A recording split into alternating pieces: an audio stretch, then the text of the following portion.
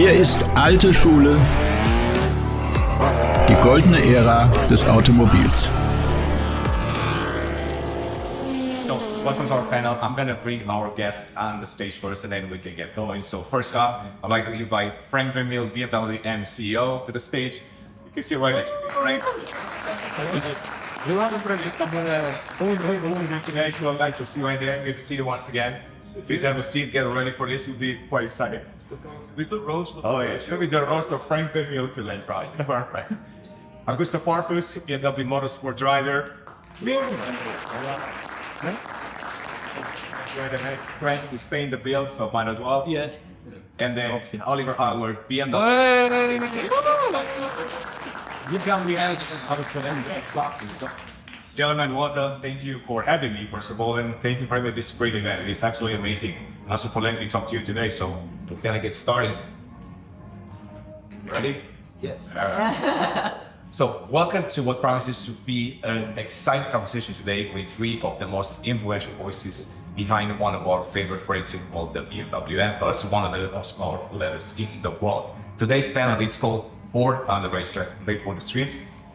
Which makes sense for BMW M. And today we'll explore the future of BMW M and also what it means for the brand when it comes to electrification, but also with what we love, gasoline engines and all of that. So I'm going to start with Frank, we're all friends, so I'm going to have some fun facts, but first I'm going to tell you a little bit about Frank in case you haven't seen him everywhere all over the internet. He's pretty famous on Instagram these days, not just a BMW M. So, Frank, you were the mayor of M-Town twice. So you started in 2015 at the BMW M, then until 2018, and then you went to explore the electrification of the brand. You came back in 2021 to the brand, bringing the experience of the EV world right back to the hardware performance. Now you're leading the charge into the nice hybrid, we'll talk about that, and also the electric M era, which is quite exciting. Ready for some fun facts? Yeah. Sure? Ready, Frank? Yeah. Yes. So he's probably Dutch and he still cheers for the orange team. Or the recent event when Germany played Holland. Yeah, I always cheer for the Dutch, but actually they never came to a win. On a more personal note, Frank and I have spent so much time together that later our wives suggested get an apartment together, and that's a true story. Yeah, your wife is here. I see her laughing. She's laughing now. Yeah. Perfect. So that's Frank with me. Oliver Heilmer, head of BMW Design, compact class. The only class BMW M. Did I miss something? No, it's fine. I always have a hard time with that title right now because when I do video editing and I have to put that title on the screen, it just doesn't fit. So if you play around with it shortly, we'll figure out how to do that. Welcome once again. So you are the creative force behind many of our favorite cars, basically the BMW M cars, and you've been with BMW since 1996. We kind of grew together. I mean, we've known each other for at least 15 years, and at least we come a long way. So today you are heading, as I said, the number class, which if you don't know, is usually a class series. You're serious than most, in class. You started as an intern, which is quite exciting. See the challenge you have to make. And then you've worked your way up. I mean, we met each other when we were doing design works in California. And then, of course, at me, we spent quite some time together as well. It was quite fun. Ready for the fun fact? Ready? So, during his California days, he was neighbors with the Kardashians. I'm still not sure if that's a good thing or not, so you tell me. We're talking daily. So, have you been on the Gina Kardashian show or whatever the show is called? Or? I was closer to Katie Holmes, let's say. Okay. Yeah. Cool. All right. Moving on to Augusto Farfus. We know the most driver. We've known each other also for quite some time. We see each other at races. Some of them turn out to be very successful in one Daytona twice. Some of them less successful, but still fun. That's the idea of racing, right? It's all about that. So, you were born in Brazil, and you clearly like to live in. Fair statement? Yeah. Good morning, everyone. I'm a very privileged and lucky boy. Started Brazil doing karting. I moved to Europe in 1999 doing karting as well. I tried my path up to Formula 1, didn't work, and now I'm BMW since end of 2006.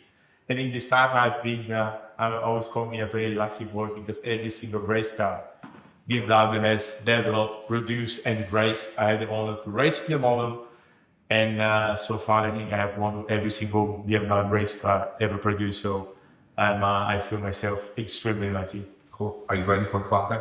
Yes. So I'm not sure if, how many of you recall there was a famous video many years ago on YouTube, actually before it was even social media, and something like it's like Nino, don't break. So that's a video that you should absolutely watch. And it started, I guess, in 2012. You were doing a hard lap with your wife. Yes. And she was drinking to her seat, screaming Nino every turn. Yeah, it's the only and the single and the last lap I did with my wife. Yes, and some people ask about the video. If you guys don't know, just go on YouTube and type my name. Probably the first video to come up will be that famous video, 8 minutes or 9 minutes around the Nordschleife with my little wife screaming the whole time. She didn't enjoy it at all. And back then we did 1 billion views in a week time or so. And back at the time, there was no social media, so it was the most successful video back at the time. And often I get to an event, people doesn't really know what I'm racing. They know I'm a BMW driver, but I think I know you. You're the guy from the video. And ask me happens to my wife. They said, I think I know you. So this Nino video, it's quite something. And Nordschleife, for those who are not familiar with, is an incredible place, and you can get Wow. All right, so BMW M has always been at the intersection of motorsport, design, and innovation. So today we're going to explore what gives that edge of light and what's next. And that's very different. So we're going to start with the heavy one, literally. Well, I can guess where you're heading to, but you know. So was it fun to read all the comments and all the memes on the weight of the new BMW M5? I can avoid an answer. No. Well, actually, it was a little bit of a surprise, but actually, we also learned something. If you communicate the car, let people drive it first, and not just give numbers. Because actually, what we did is we thought it might be a good idea to already say what the car's going to be, and everyone looked through all the numbers, especially as an engineer, also physician. You try to look at numbers and you say, oh, there's one standing out, the car's much heavier. So that's bad. And you say, well, actually, it's about the whole car and the whole architecture of your car and the way you set it up. It's not about a single number. But that single number actually skyrocketed on social media because everyone was just talking about the weight. And we said, well, wait a minute, maybe that. Drive the car first. And I must say the positive thing about it is that we had so much social media interest in the M5 that when the first drive reports came, everyone was surprised that everyone wrote, this is an insane car, it drives like crazy, you don't feel the weight. And I said, I know, we've been developing it for 4 years, we know what we did. And of course we knew at the beginning that we would put weight in the car because we wanted to keep the V8 and at the same time we wanted to electrify the car because it's a car for the whole world and we have to fulfill all the needs in the different markets with one M5. And by putting weight in the car, and then it's like in racing when you get punished. If you're too quick with your car, they put weight in the car. The first thing you want to do if someone punishes you with weight is you want to put it between the axles. So not in the front, not in the rear, but between the wheels. And as low as possible. Actually, that's where the weight is, because that's where the battery is. And that's a good thing.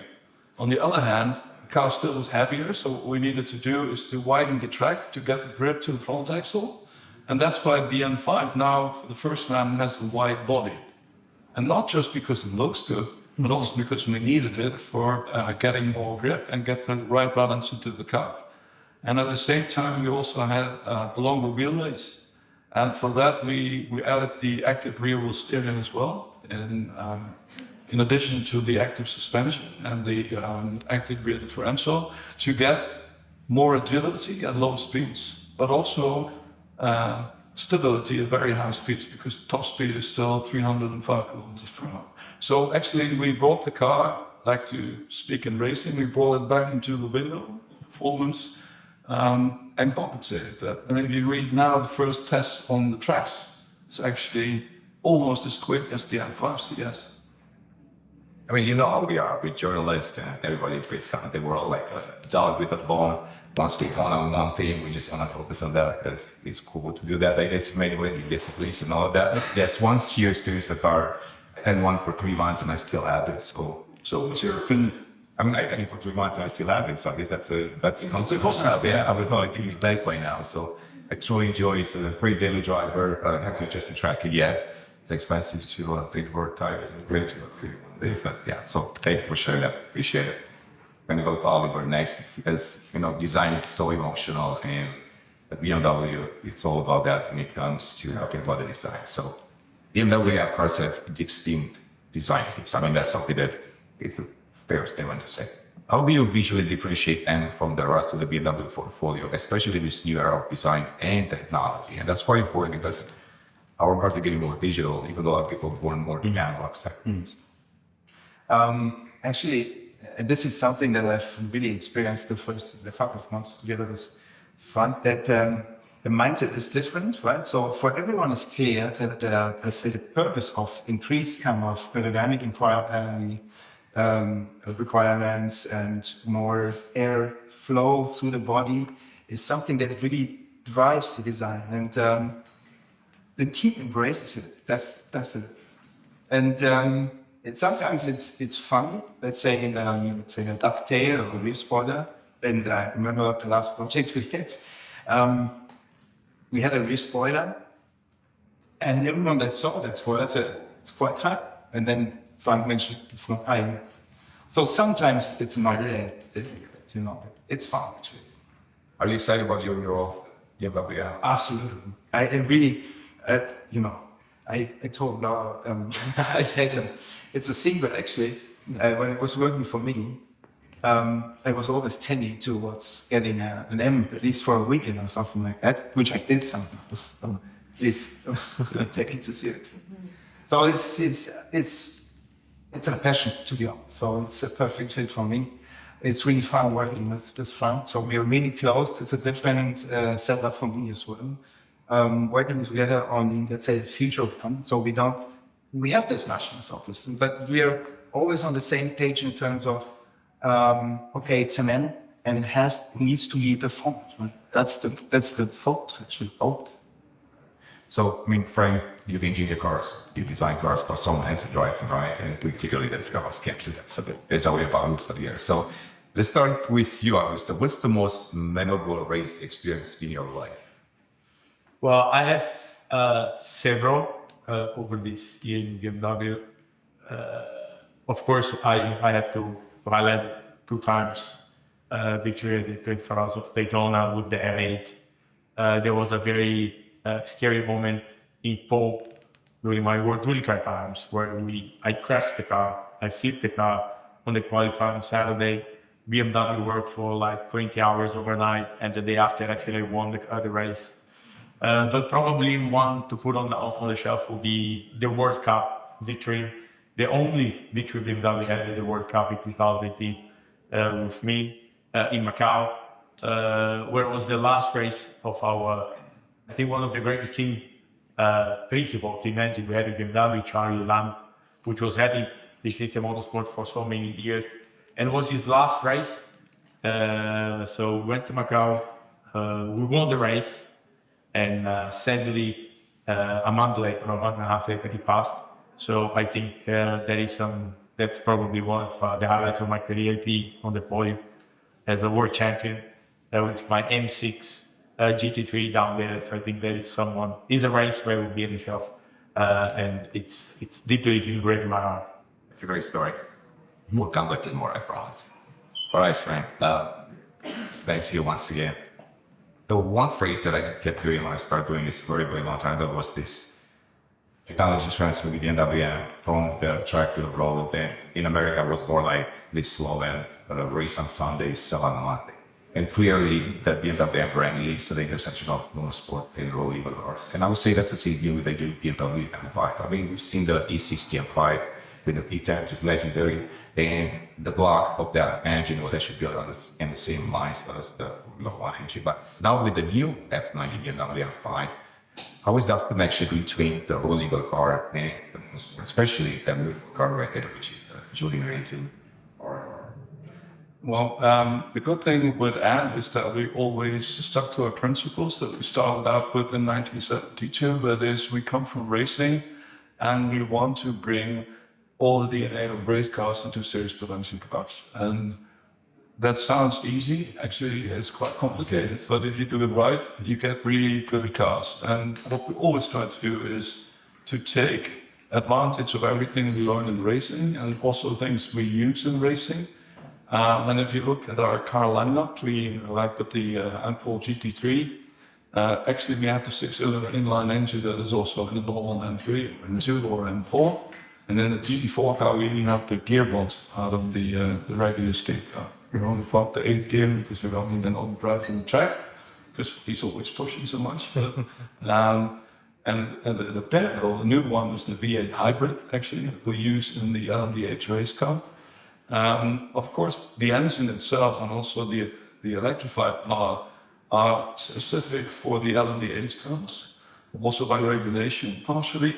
But what we do learn is, of course, energy saving, because also in racing, it's good if you can stay out one longer. So what we do is the control between the electric parts, the recuperation of energy, and using that for acceleration is very helpful in the race car, but also in the series production car. So the same engineers, more or less, that do our programming of efficiency while using the V8 and the hybrid part are the same for the race car as for the series production M5.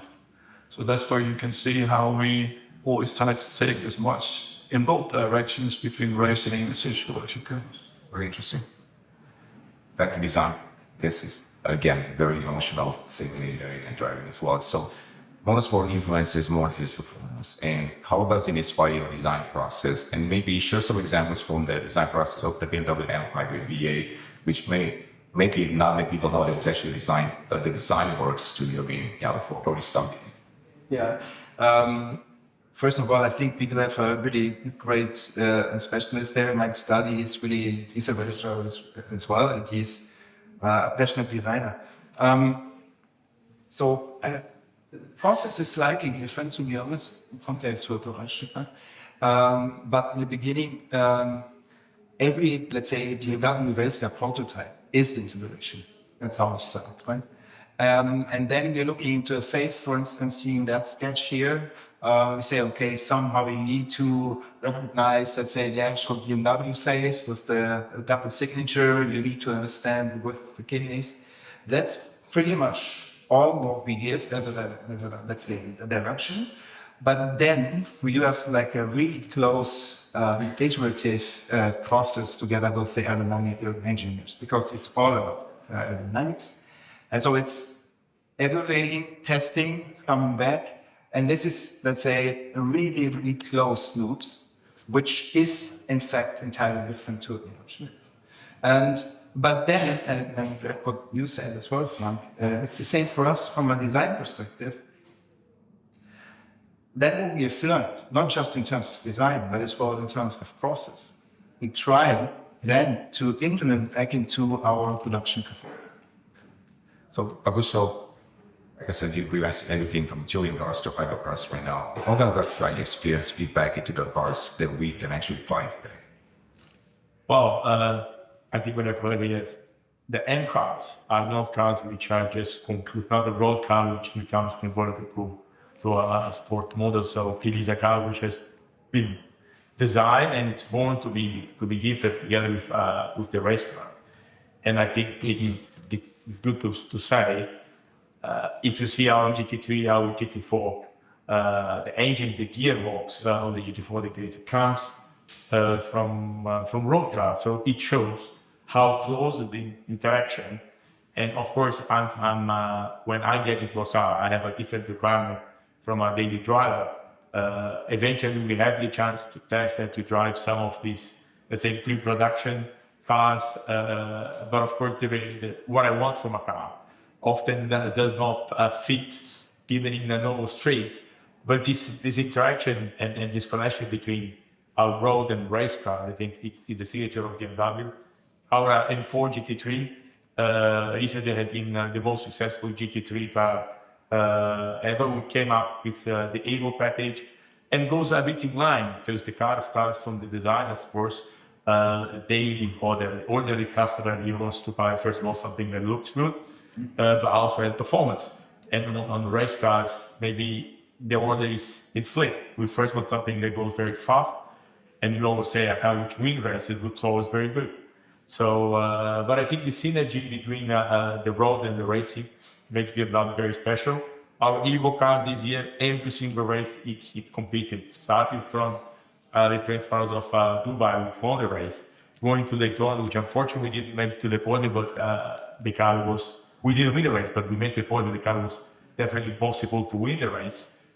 We went to Australia, we won the transfers of Bandar. So we are showing a strong product, and the M5, which comes, let's say, first heavy, but then people realize, then also the customer a happy driver of M5. You see that this straight connection comes well alive. Then now we come up with the new M2, which is the entry level of racing. So also those amateur racers that we just are wishing to have a base and try can start to get to, and you go at the Northwest and you see so many of those. The car is, I believe, sold out already. So we have a good house production, but also a strong race performance. I think this is what makes BMW and Motorsport very special. Yeah, just a quick note on that. I'm getting into racing because I used to chance to film the car. And I guess my first reaction was, okay, it's an M2 in from cylinder. But then once you start hearing about the price point, that comes back because earlier it's a lot cheaper to go race GT1 than to go for GT3, GT4. So I kind of dialed back a little bit on that. I thought, okay, maybe it's makes sense for some people there, $100,000 to get that car actually quick. So that was actually a good idea. Frank, back to you.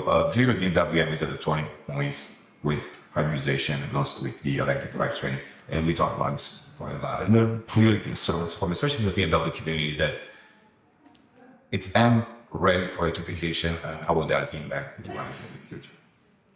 Well, I think the most important thing, or two things that are really important. The first one is what I said, that you have to have your heritage to know what you stand for. I actually answered it for the same thing 53 years now already. By the way, just 2 days ago that we celebrated the 53rd anniversary of M. It was the founding day. So the day before yesterday was the founding of BMW M, 53 years ago. And all of these 53 years, it was all about motorsport and emotion and transferring one to the other. So that is very important. Also looking towards the future, because what you don't want to do is to lose that and say, now I try something completely different. You might do that, but then you're not true to yourself and also not true to your community. And that's the second thing. We always listen to our community because we had a lot of discussions about the manuals. Do you really need them? Because they're slower, a little bit higher fuel consumption, but actually the community said we want to have a stick shift in cars. So we kept it, and actually in your home country, in the US, actually we have more than 50% of all customers in an M2 we still use the stick shift. So that's what we kept it. The second thing is the M5 Touring in the US. For the first time, there was a lot of buzz in the community. It started already a little bit with the M3 Touring, but it got even stronger with the M5 Touring. But a lot of customers who said, please bring the wagon to the US. And we listen to our customers. So these two things, listen to your customers, stay true to your heritage, are very important, especially going forwards towards electrification. Because there is no either or, it is all about M. And so also an electric car will be like an M. And by the way, on the M performance level, we already have electric cars like the i450, which was a best-selling car for the past 3 years. So you see that we have a big family, let's say, in our community with electric cars, combustion engine-driven cars, and also plug-in hybrids. And we plan to keep it that way, to offer always the right product to our customers. the same time, if we do an electric high performance car, it will be in pure M. You will sit in it and say, I didn't know this is possible, and it feels like that. At the same time, like with the manual, there are a lot of people who say, I just love the 6-cylinder inline engine, will you please keep that? So that's why we decided to also make an M3 with a combustion engine. So you can see we stay true to our heritage, to our DNA, to racing, but at the same time we listen to our customers and say, if you are not sure yet, we will offer you both solutions. And you know that the guy usually said, let me drive it first. So the question is, when do I get a chance to drive the future of BMW? That we need to talk about afterwards. We take a little bit of it. I know we actually have the same question. But for me, it's a little bit difficult, I must say, because like with the MX drive system, we had a huge discussion. If you have an M5 and you go away from rear-wheel drive to four-wheel drive, I always said it's not four-wheel drive, it's rear-wheel drive with more traction, because actually with the MX drive, you always drive rear-wheel. But if the traction runs out, you can use the front axle as well, so you're even quicker getting out of turns, which is also good in racing, but actually there it's forbidden because it's another advantage. We had huge discussions after I said for the next generation M5, which was the last one before this one, that we were going to go for two-driven axles. Everyone was going like, with all-wheel drive, you can just go straight forward, but you haven't longevity. So I had to listen to that. Let's say complaints for 2 years, and then the car came out and everyone said, well, translate again. And I said, I know. Because we've been developing that for years already, and it's the same now with electrification. It's going to be crazy what we do with high performance electric M. But actually, I can't tell you right now for doing, and it will be completely different from anything you see up to now. So you will have to live a little bit of more time without having experienced it, but once you experience it, you might understand why I'm so positive about it. So excited. Yeah, I'm buying it. So in a large corporation like BMW, clearly it's all about collaboration. Even though BMW and Renault is not like you're collaborating like a small start, smaller teams and all that. But this is what you involved in really, but I'm going to openly talk to you. How does your team collaborate with BMW, for example? Because I'm assuming you always want function to perform. You was a designer, you're the other way around, and you just want the fastest car possible. So let's start this. Yeah, I think in the other part of the answer already, it's first of all, Mike Scully, he always wants to win as well. So that's kind of his intrinsic goal, right? So he really manages us to understand, let's say, the function in the aesthetic aspect. And he does that pretty well. What we do in the beginning always is to, first of all, try to understand, let's say, the specific character of the car. And we take our time together. So, and you mentioned, like, it's a call and it's a dialogue. So we are having an open dialogue, whether this or that direction is good or not. But somehow it feels that we are, let's say, we do have the same goal, right? This is interesting. And as long as you kind of remain on, keeping this, let's say, this authenticity in terms of functions, it is not a big question if that direction is wrong. So, and Frank and I, we share that. We don't do anything that doesn't have any positive impact.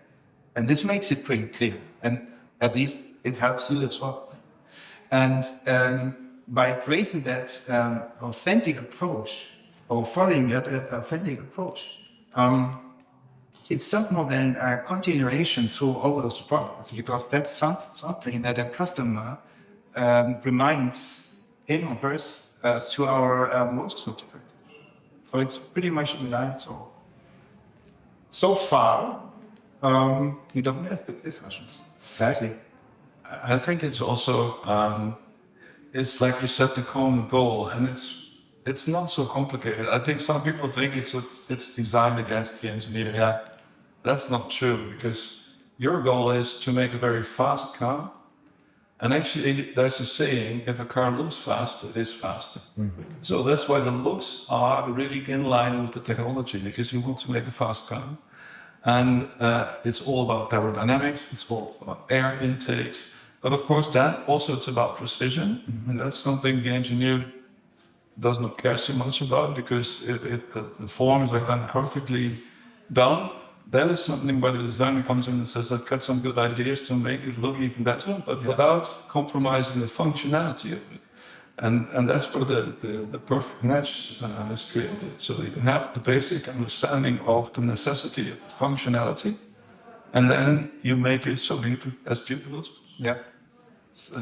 For us, it's simple because the motorsport division, it is a rather small family member of the big group. So we are to some extent much more efficient, because when we take over, the base product has been already designed and optimized for daily use and the performance. So our job, or the engineer's job at the motorsport division, becomes, I would say, fairly simple. But we start with already a very strong we call baseline product, so actually the road car. And also what's been happening in BMW, which is something, in my eyes, very impressive. Often the new model, the road car model, comes almost together with the race car. And this shows that the development goes hand in hand. You don't see the road car coming and after 1-2 years the race car appearing. And this shows they are doing such a good job at M. We take out that problem. Of course, there is some rules, some parameters, some safety measures that we eventually have to take to be raceable. But when we start a step ahead, and we see the results on track with the GT3 and GT4, and now with the M2 coming out and being pretty much sold out. Our job is easy. We are both everything, but we are keeping the end flag very high on and off track. So let me stay with you for a second, because obviously we talk about it on a higher level, but I guess for a BMW owner, it wants to know things like, for example, like chassis gear, aerodynamics. What you've seen the Motorsport it will make the biggest difference on a street legal M car, because we need to quantify that somehow. So maybe in your experience as testing Motorsport, you see that translated directly into a particular M car from the road. Okay. Can be a long list, because as You have a lot of times. yeah. So, but I think probably the easiest example and would be the gearbox in GT4, for instance.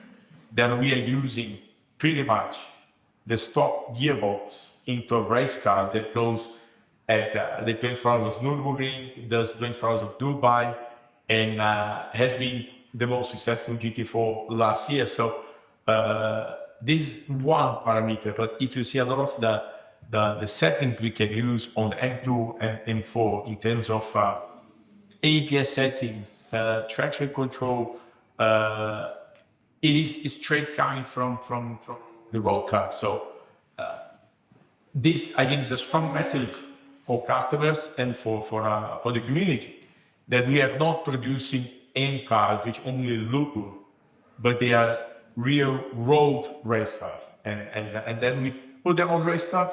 Of course, in the GT4 we don't have the 8 gear because the race cars are not that long, and often we use long gears to be more efficient. But we have a road which are super strong, and our development part just gets to the point where we just have to make sure that it stays together. Of course, the usage of the car in a track are very different, but we can see that I can make a long list of you guys of a lot of stuff which is really on M2 or M4 or that have been converted and moved into our race car.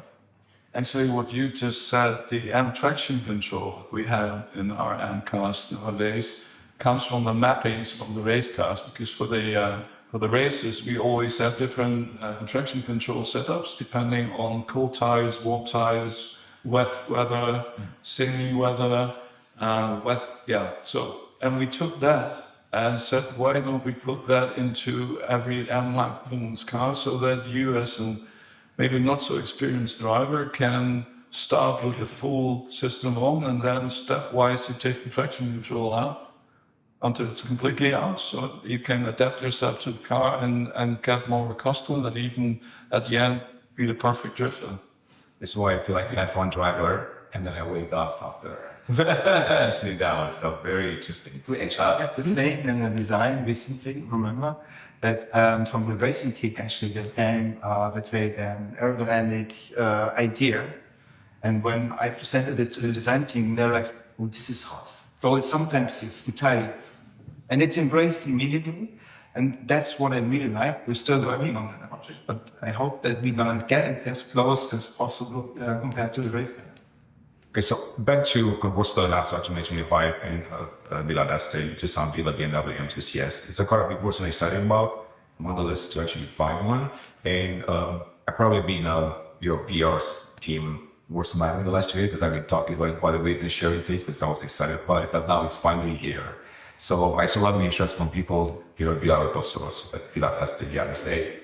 Tell me more about, especially about the CS from a design perspective and also from engineering. Much diligence to drive. No, not yet. Okay, just like you say.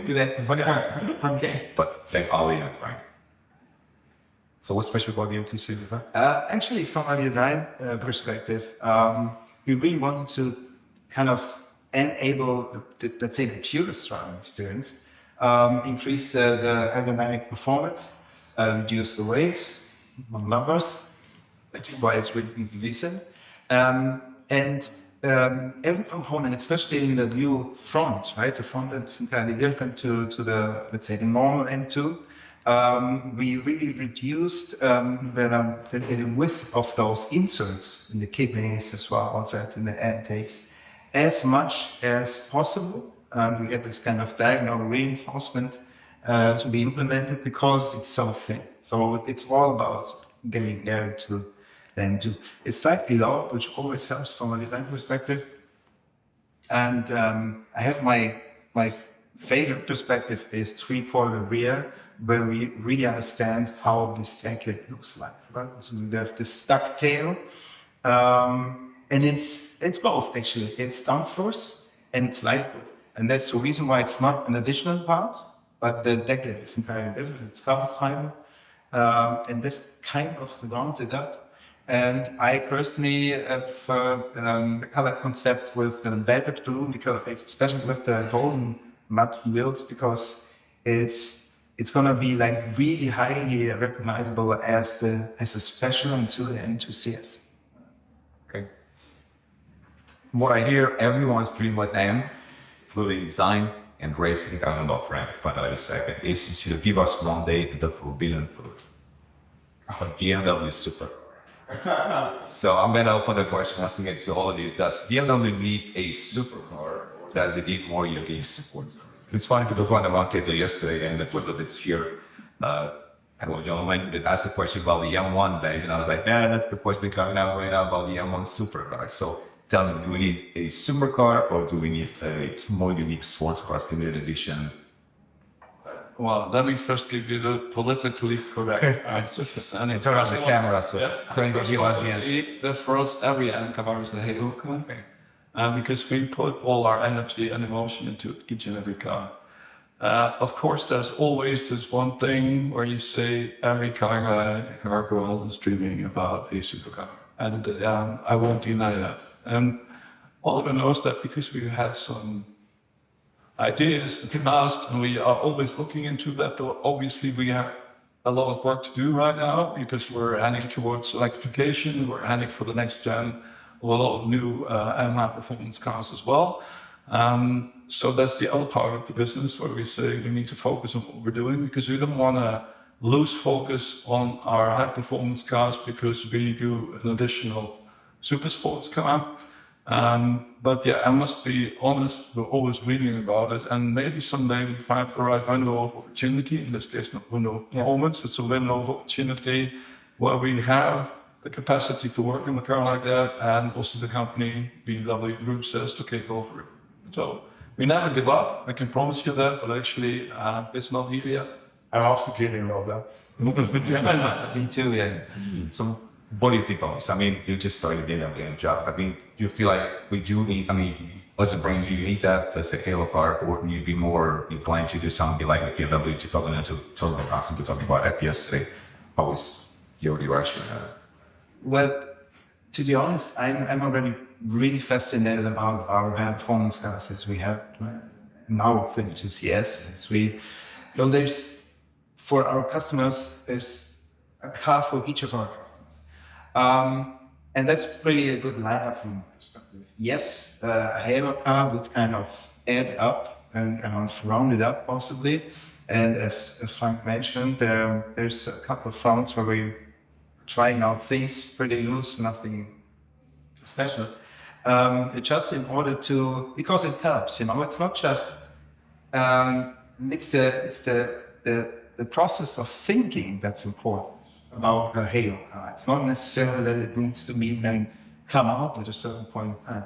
But for us, it's always important to look at the entire spectrum. What could be done possibly in the future.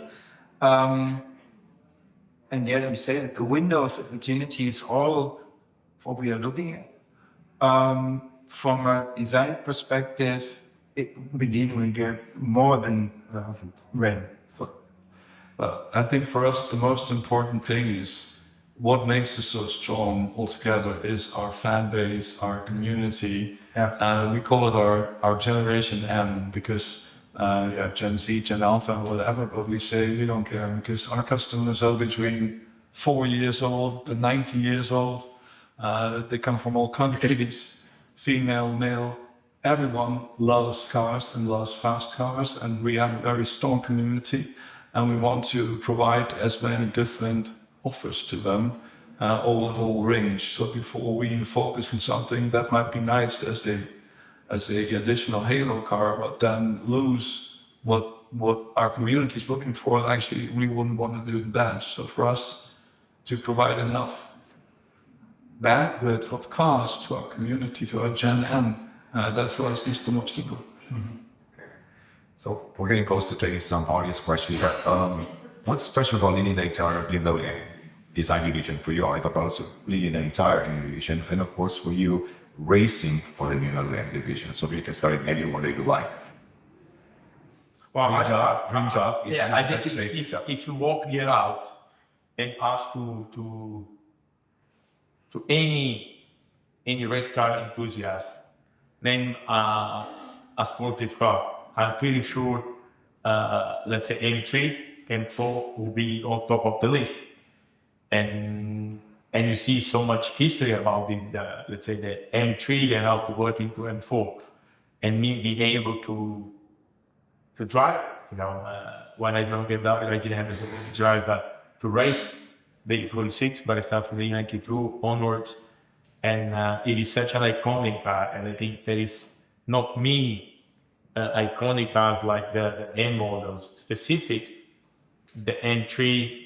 And you see this, you know, when they have this angel eyes when it's time like the time, and the kidney. So I think the job done by the BMW and the design of the car, and then you put together the performance, makes such a very iconic car. And I'm very lucky and fortunate to race these cars all over the world. So I can't ask much more. Maybe this supercar, you know, V12, 30,000 RPM, driving. 2-seaters, super light, carbon fiber, very low, very fast. I don't think I'm asking too much like No, but you know, I think the M3 is an iconic car. And again, I will only race a bit and hopefully me want to car, so thanks for having me here. Yeah. So first of all, the team is really passionate. That's what I something that I found when I joined is that they're more collaborating. So it's not, as Frank you said, it's not design against or design against market, whatever. It's, let's say, the discourse, the dialogue. Right? That's something I really I'm pushing even further, because I strongly believe that's the only way in future to kind of, you know, jump ahead. But that's the only way. And that's what I'm observing And this is nice. We are not losing energy in fighting against each other.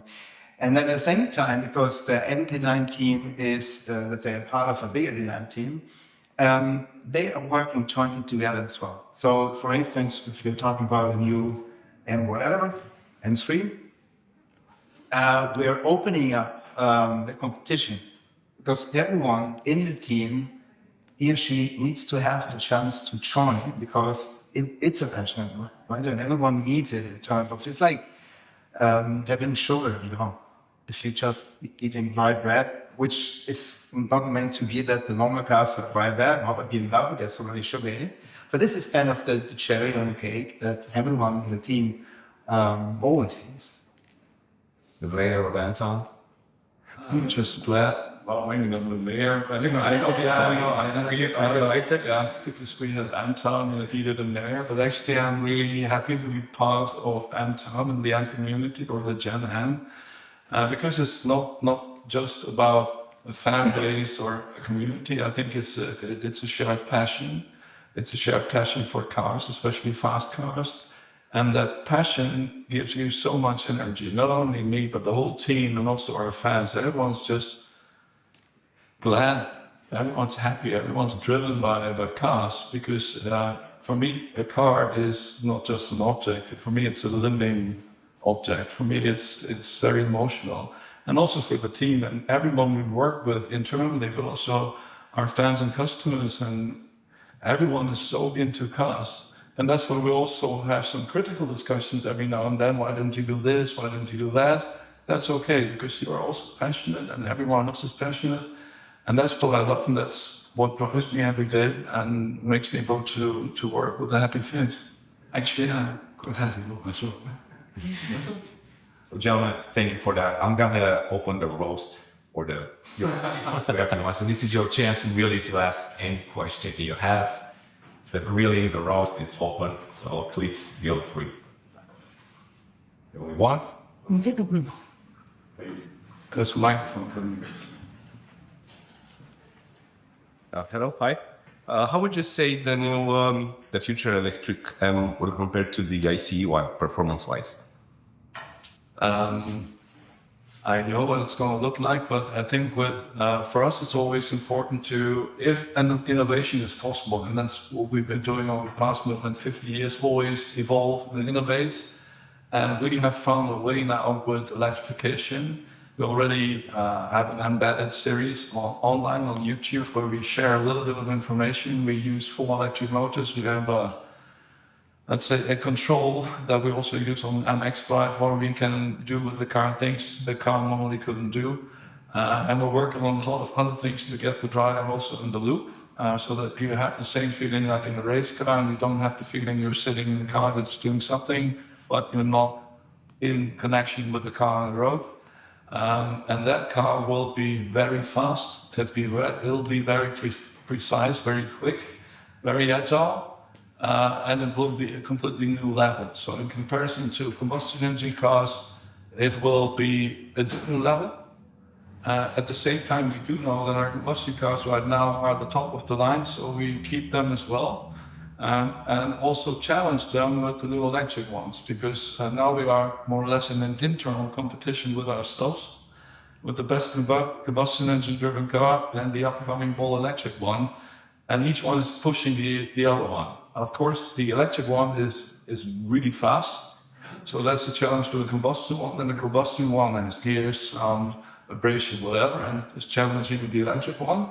And by the day we come, you will see that both have profited from each other, but the electric one will be the quicker one. It's a little bit like with the manual.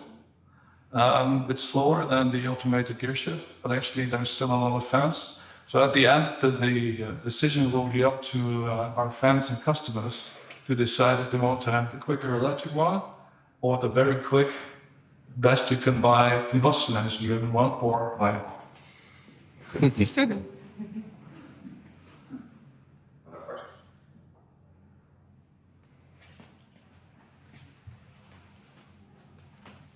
But Abhishek, it might be your only chance to really roast Frank Boeriu, you guys. Thank you for honestly. Sure, this is a question I asked Oliver 2 nights ago, but I didn't get a clear answer. I guess he was waiting for me to get this discussion. How will Alpina live next to M division under BMW manager? How different? Okay, For all of you. I can only refer to the past because we've been working very closely together with Sieben and the past years with neues and Sieben, always to get the perfect match between M and Alpina. Alpina was filling in gaps that we didn't fill in with M, like diesel cars, Tourings. Of course, Tourings are not also with us, but Alpina always had a different approach. It was more, they were also strong cars, but more dedicated to refinement and comfort, but with a very cool drivetrain with a lot of torque. We were more on the performance side, more on the track side, and that was a perfect balance in the past. And if you look towards the future, we have to wait until there is sufficient communication from the BMW Group how that's going to continue. But for M, we already know how it's going to continue. Yes. So that's clear. That's right. In terms of design? Well, in terms of design, what's in general, what's important to kind of keep each of these kind of brands in their own kind of playing field. Comparing, for instance, today's Alpina with an M3, the approach is different, right? So it's more a focus on elegance, on let's say a certain kind of style that really continues. It's a different color setup. As you mentioned, it's more comfort, it's more like long distance driving. And that's something that Alpina represents today. And I'm pretty sure that this will be, let's say, one of the main DNAs for the future of the, because if you're going to, anyways, regardless of Alpina or not, if you're going to change the DNA, I think it will fade. Thanks. Maybe? Yes. Yes, so about Le Mans again, what does Le Mans developments brings to the M developments, generally speaking? Why are you in Le Mans competition, and what do you expect to bring back to the normal car you're developing? Well, of course, the first and upper thing in Le Mans is the competition, because that is a little bit of a pinnacle race, and we always want to win that race. And I think that's one of the key things we're looking at. We had already a small discussion about that yesterday. Of course, we could throw in 6 cars and try to statistically broaden our chances, but actually we are going to compete with 2 cars, which is not much between 4 hours of race. But actually, we think our cars are competitive. We have very, very fast drivers, and also the car is very reliable. So in 24 hours, it's all about reliability. If you have speed, good drivers, and a reliable car, and you don't get caught into accidents, you might have a good chance. That's what we're looking at in the GTP, in the prototype class. And of course, we also have the GT3 LN cars there. Also, as Augusto said, we're currently leading in the GT World Challenge, so we are very good on the way with the GT cars. But of course, there's also a huge field, and there's so many competitors. What we do love is competition, because that helps us to get better. Because if you don't go into competition, you never know where you are, and you never can learn from others. So for us, it's also a learning thing to be in competition, especially in the one with the GTP with so many manufacturers. In the past, it was a little bit 2 or 3 manufacturers competing against each other, but now we're back at good old days like in Ford versus Ferrari, but all the big companies now racing against each other. It's BMW versus Porsche versus Ferrari, Lamborghini, Alpine, Peugeot, Toyota. They're all there. So that's something that brings the best out of us to try and figure out where is still some perfection missing, or what can I learn from others. And at the end, that also translates to our series production cars. And if I'm honest, of course, to do the same with our series production cars as well. We're always looking at the others and say, and looking, are we still ahead, or is someone catching up, or did someone find something we missed? So that's for us also a mental thing that we transfer, and of course, not always things you can learn from racing. Sometimes it's mainly also suspension and aerodynamics. Where can I learn things? Brake systems, especially recuperation with brake systems, is quite interesting. We learned from LMDH race class because we have a hybridized drivetrain. And for energy recuperation, we sometimes don't brake with the rear axle because we use the electric motors, and then you get a different behavior of brakes, and that also applies to series production cars because you use the brakes less because you can recuperate with electrified cars. So those are things we learn, and also I translate. And just don't forget Le-Mans being 24 hours, and it's the fastest 24 hours, so we cover the most distance. So compared to Daytona, compared to Nürburgring, Spa, we end up covering almost 4,000 kilometers in a 24 hour period, so also brings the car to its extreme. And there is different strategy applied to that race, where can demonstrate ability and to the daily drive. And those 4,000 kilometers are mostly with full thought. Yes. There is no time for relaxing the car, it's full. Or save the car. The only thing we might save there is fuel for the strategy, but besides of that, we use the car with 3 months. So it is, and that's why I think it's in terms of car component, it is the hardest race ever for the driver. With Nürburgring, 24 hours could be harder. But Le Mans for the car itself, for the product, definitely puts the car in a lot of stress. Okay, we're time for one more question. Gentlemen, going there. Raise the center here. First up, question on design. Did you still had a look on the new BMW Designtalk from here also at the Damen Diploma? Sorry, basically, did you still watch that new BMW Designtalk from the Alpina guys without showing here also? I haven't seen it. Okay, it's interesting info. Okay, interesting. Thank you. One take a while, I actually want to see it too. Very interesting. So, because we live in a world of social media, whether we like it or not, I did have a chance to actually ask my own community for some questions, and we really have to go fast with them. So, for each one of the question, I'm going to start with what's more important in sports cars, lightweight or power?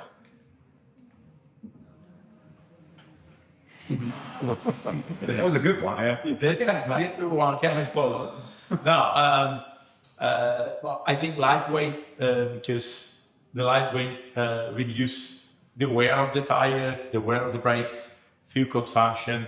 So that is, of course, this idea because power with races, of course, power is crucial. But having a car which is light, efficient, end up reducing all the wears.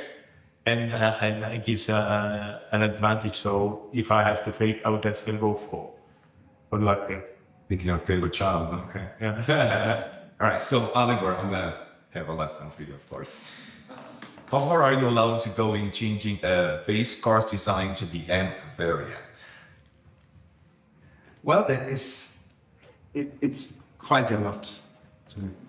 So, and again, it's driven by performance, as Frank mentioned, right? If we need to have a wider track, it's kind of, we're gonna embrace it because the car then will have a wider stance, and then you're already in, let's say, most of the body parts.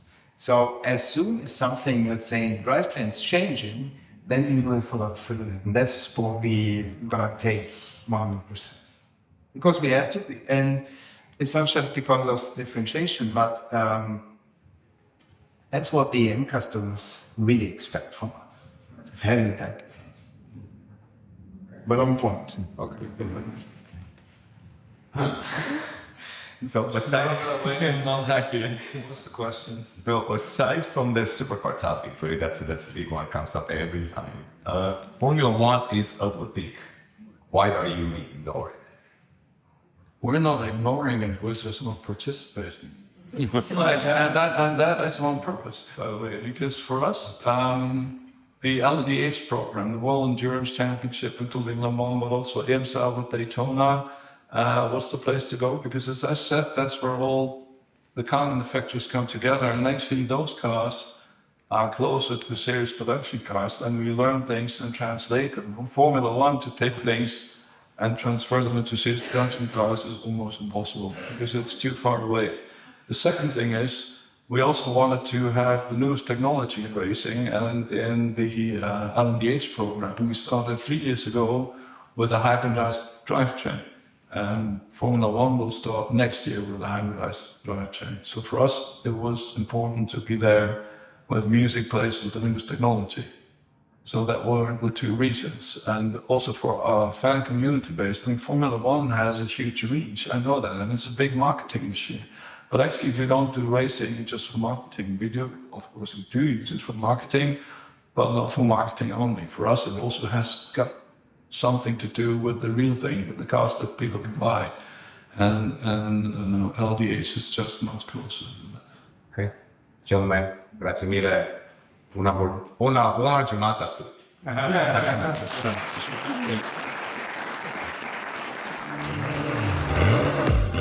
Infos, Bilder und alles Wissenswerte unter der Internetadresse www.alte-schule-podcast.de